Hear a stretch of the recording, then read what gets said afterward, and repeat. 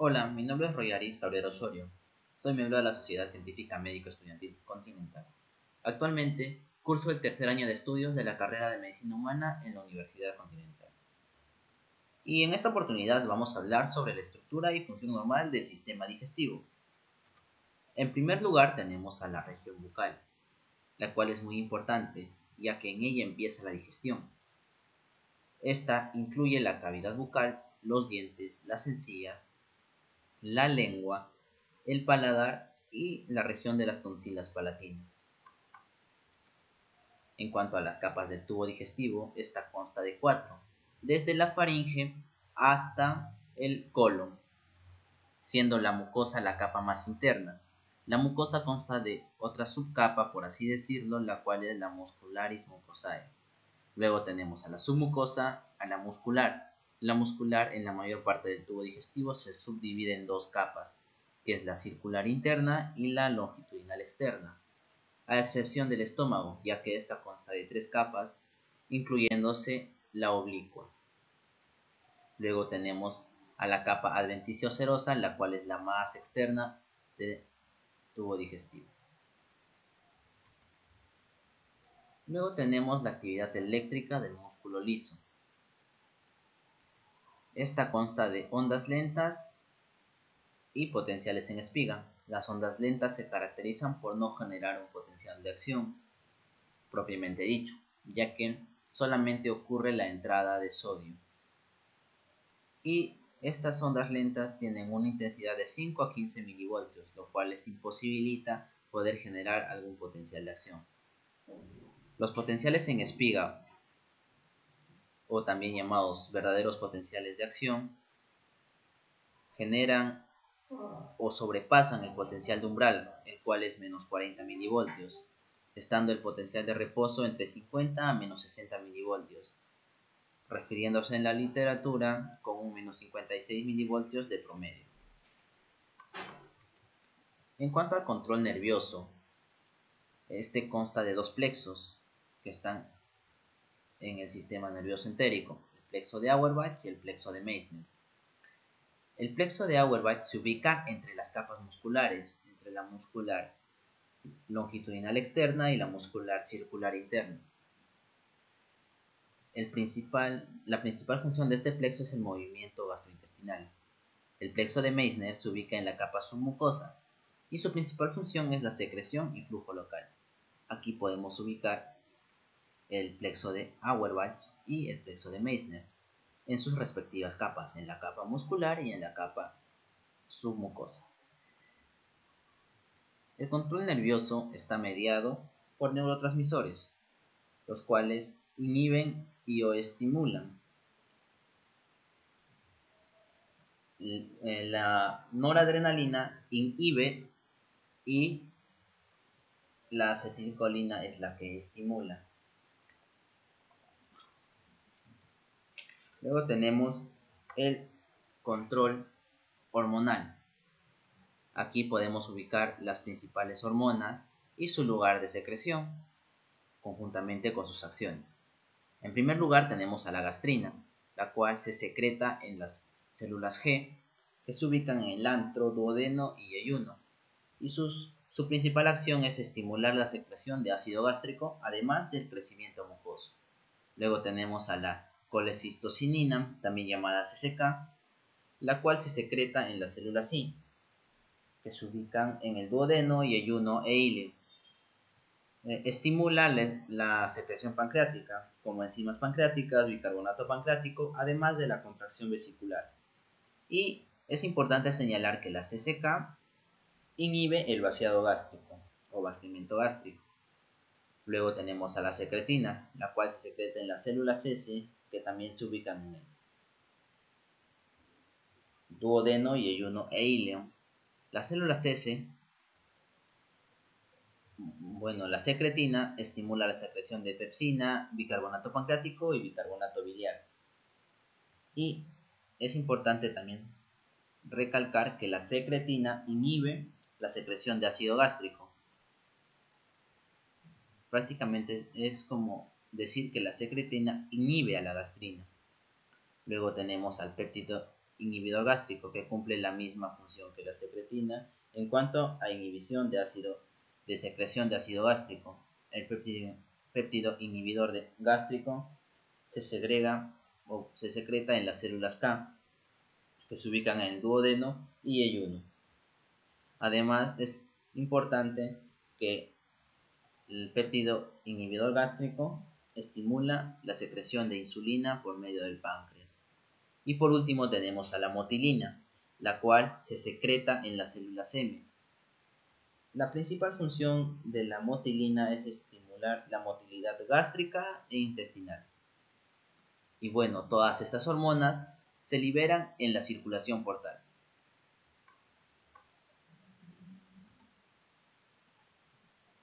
En cuanto al flujo sanguíneo y gastrointestinal, prácticamente el tubo digestivo desde el estómago hacia el colon están irrigadas principalmente por tres arterias.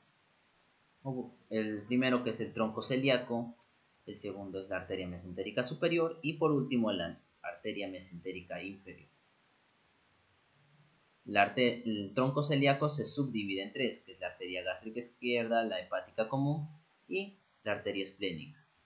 La arteria mesentérica superior irriga con sus ramas 2/3 del colon hacia la derecha y todo el colon ascendente, y la mesentérica inferior el tercio restante hacia la izquierda y el colon descendente. Empecemos con la irrigación del estómago por medio del tronco celíaco. Como ya lo había mencionado, el tronco celíaco consta de 3 ramas. Empecemos con la arteria gástrica izquierda. La gástrica izquierda va por la curvatura menor del estómago, que se anastomosa con la arteria gástrica derecha. Esta gástrica derecha, a su vez, es rama de la arteria hepática común. La arteria hepática común es otra rama del tronco celíaco. Así formando entre la arteria gástrica derecha, que podemos observar aquí, y la arteria gástrica izquierda, una anastomosis en la curvatura menor.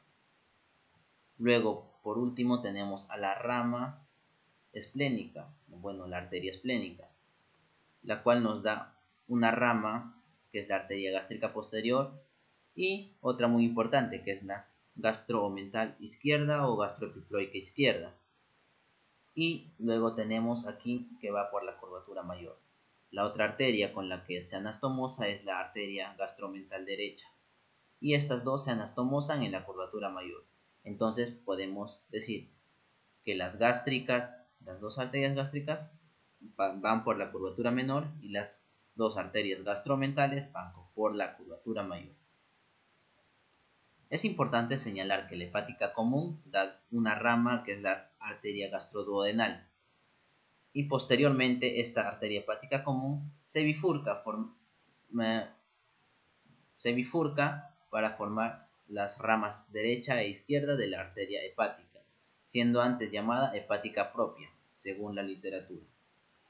La arteria hepática derecha nos da una rama, que es la arteria cística, la cual se dirige por el conducto cístico hasta llegar a la vesícula biliar.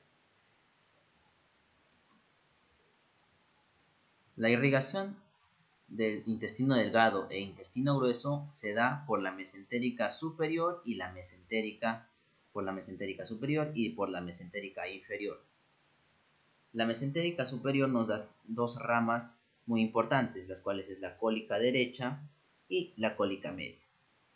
Estas dos arterias se anastomosan juntamente con la cólica izquierda. La cólica izquierda es rama de la mesentérica inferior para formar el arco de Riolano. Como ya lo había mencionado, la arteria mesentérica superior, por sus ramas, está encargada de la irrigación de los 2/3 hacia la derecha conjuntamente con el colon ascendente y también el apéndice por sus respectivas ramas.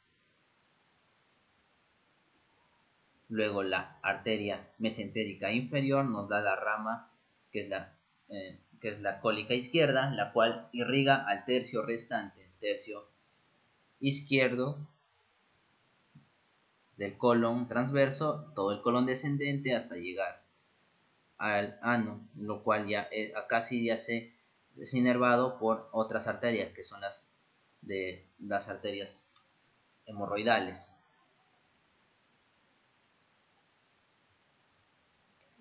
Luego tenemos la circulación portal.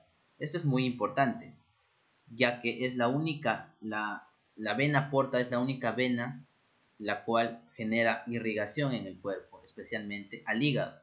El hígado recibe 75% de la irrigación sanguínea a través de la vena porta, el otro 25% a través de las arterias hepáticas, derecha e izquierda.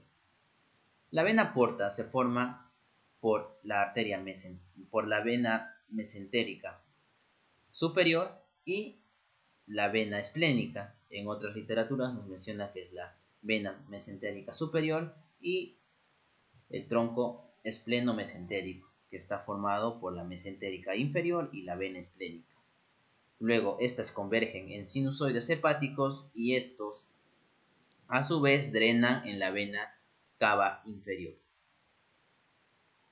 Luego tenemos los capilares, las vellosidades, que son irrigadas en su mayor parte por arteriolas y vénulas. Aquí en esta parte se genera el 80% de oxígeno por las vénulas y arteriolas. Esta parte es una de las partes más irrigadas de las vellosidades. Ahora vamos a hablar sobre el mecanismo de la deglución. La ingestión de alimentos empieza con una fase voluntaria. La fase voluntaria inicia el proceso de deglución. Aquí se da la masticación por los músculos de la masticación, vale recalcarlo. Estos músculos están inervados por el nervio trigémino, por las ramas motoras del nervio trigémino del quinto par craneal. Luego tenemos una fase faríngea. La fase faríngea nos encarga de llevar desde la faringe hacia el esófago todo ese tramo. La fase faríngea no dura más de 6 segundos. Y en este caso esta consta de 4 pasos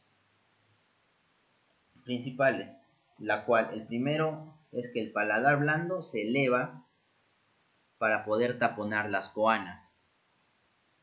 Segundo es que los pliegues palatofaringeos van hacia el medio y así forman una hendidura para realizar la selección de alimentos.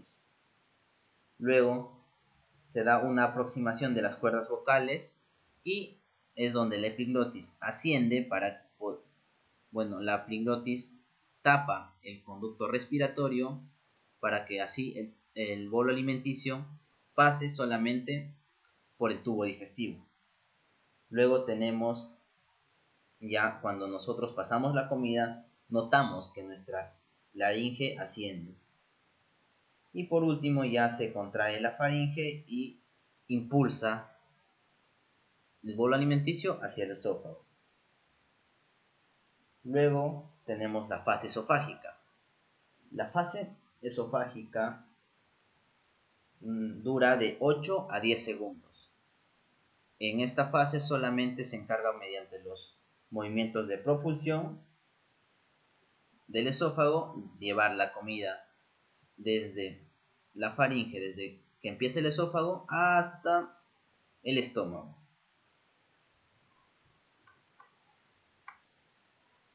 Las funciones motoras del estómago.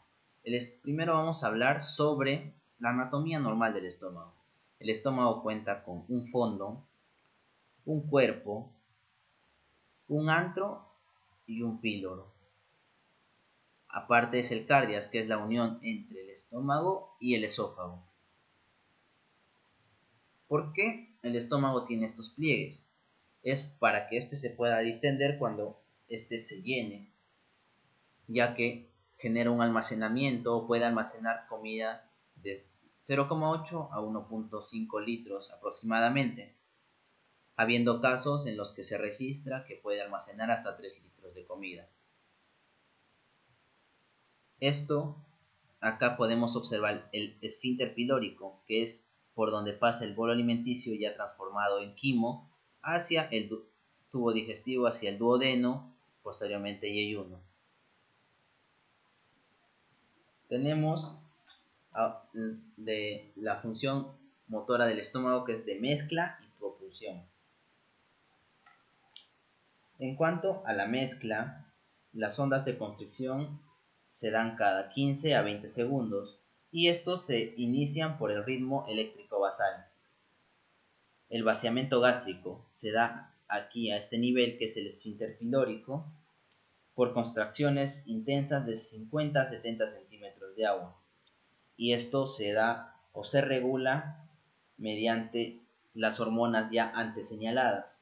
Como habíamos dicho, la gastrina permite la secreción gástrica mediante las células principales y parietales, que vamos a hablar más adelante, y la CCK inhibe el vaciamiento gástrico.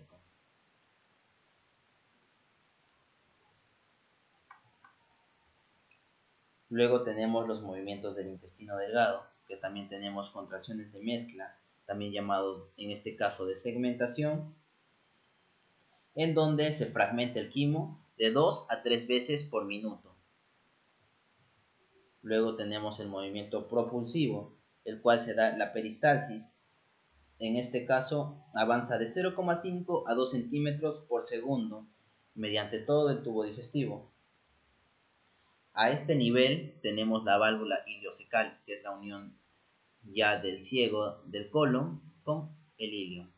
Aquí llegan normalmente al día entre 1,5 litros y 2 litros de comida en un día. Y esta válvula iliocecal resiste presiones de hasta 60 centímetros de agua.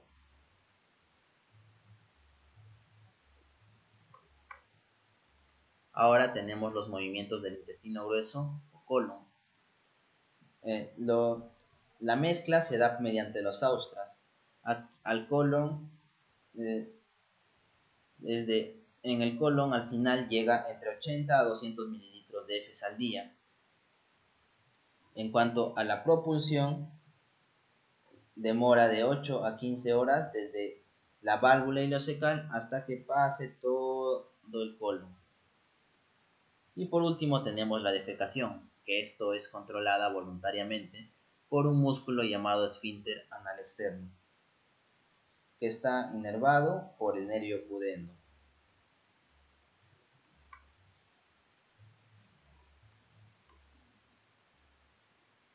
En cuanto a la secreción, tenemos en principal la secreción salival. La secreción de saliva se da normalmente de 800 a 1500 mililitros por día, siendo 1000 aproximadamente. Tenemos una secreción mucosa y una secreción serosa. En la secreción serosa se secreta tialina, que es una alfa-amilasa, la cual se encarga de digerir almidones. Y la secreción mucosa simplemente se secreta mucina, lo cual permite una correcta lubricación y una protección de superficie. Aquí tenemos glándulas, las cuales son muy conocidas. La glándula parótida solamente tiene secreción serosa. La glándula submandibular y sublingual tienen ambos tipos de secreciones, mientras que la glándula bucal solo secreta moco. El pH salival es muy importante recordarlo, es de 6 a 7. Luego tenemos la secreción en sí de la saliva mediante los acinos. Los acinos se encargan de la secreción primaria de tialina y mucina al líquido extracelular. Acá se dan dos procesos de transporte activo. Se da primero una reabsorción activa de sodio, y esta mediante la bomba de sodio-potasio genera que al absorberse sodio se secrete activamente potasio. Luego tenemos una absorción pasiva de cloro en los conductos. Aquí la absorción de cloro es mediada también por el bicarbonato, por lo cual al absorberse el cloro se secreta bicarbonato.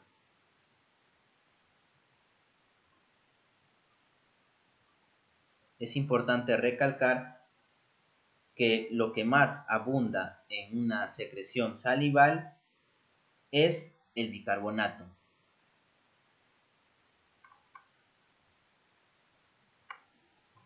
Ahora tenemos la secreción gástrica. En cuanto a la secreción gástrica, tenemos dos tipos de glándulas: las glándulas oxínticas y las glándulas pilóricas. Las glándulas oxínticas son las más importantes. Estas cuentan de células principales y células parietales. Las células principales segregan pepsinógeno y lipasa gástrica, mientras que las células parietales segregan ácido clorhídrico y factor intrínseco.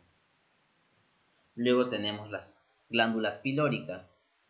Las glándulas pilóricas secretan moco o gastrina. Aquí tenemos un ejemplo de una célula oxíntica principalmente parietal. Aquí sucede la secreción de la formación de ácido clorhídrico a partir del agua en los canalículos.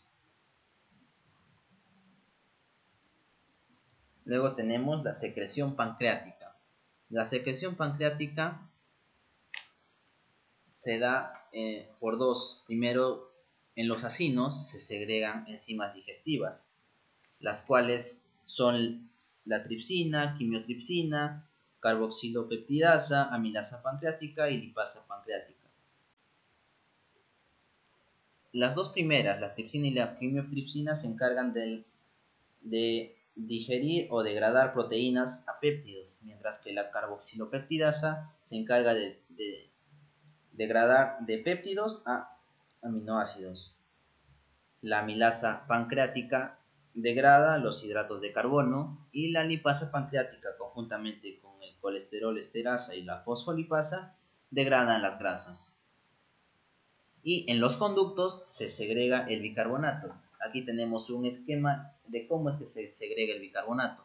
Para hacerlo más simple, es que ingresa el CO2 y el CO2, al juntarse con agua, forma H2CO3. Este H2CO3, que es la anhidrasa carbónica, se divide en dos partes. Una que es el bicarbonato que sale y el otro que es un ion hidrógeno. El ion hidrógeno entra por transporte juntamente con el sodio y acá se genera una bomba de sodio hidrógeno y luego el bicarbonato simplemente sale a la luz. La secreción de bilis varía de acuerdo a la literatura. En cuanto al libro de Guyton y Hall, nos menciona que es de 600 a 1000 mililitros por día. En otras bibliografías nos menciona de 600 a 700 y así. Por lo cual, aproximadamente y en un promedio se segrega 600 mililitros al día. La principal función de la bilis es la digestión y absorción de las grasas y la excreción de productos de desecho. La bilis se compone mediante sales biliares, que es la mayor parte del soluto, la bilirrubina, colesterol, lecitina y electrolitos.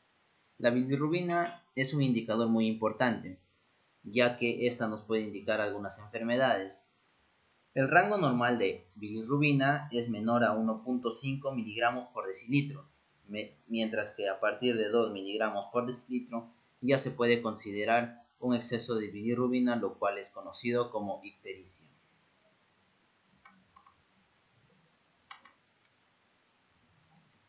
Luego tenemos la secreción del intestino delgado. En cuanto a la secreción del intestino delgado, tenemos las glándulas de Brunner y las criptas de Lieberkühn. Las glándulas de Brunner secretan moco y bicarbonato, mientras que las criptas de Lieberkühn secretan moco y agua. Y la secreción del intestino grueso simplemente es de moco y estas absorben lo que ya al final queda, un poco de agua y algunos electrolitos que aún quedaron del hilo. Bueno, acá tenemos un artículo el cual fue publicado este año, en 2019. Si desean pueden revisar el link.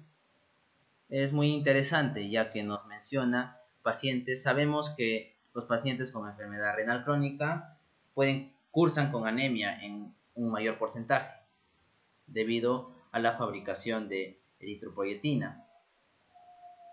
Bueno, acá en este estudio trata de relacionar eso con lesiones gastrointestinales, ya que en muchos casos no ha sido estudiada, y se analizaron a 9.658 pacientes con enfermedad renal crónica.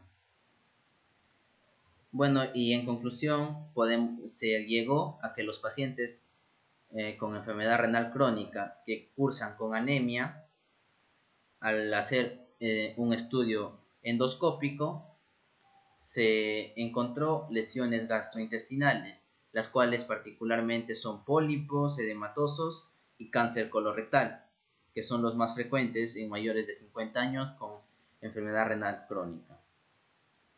Muchas gracias.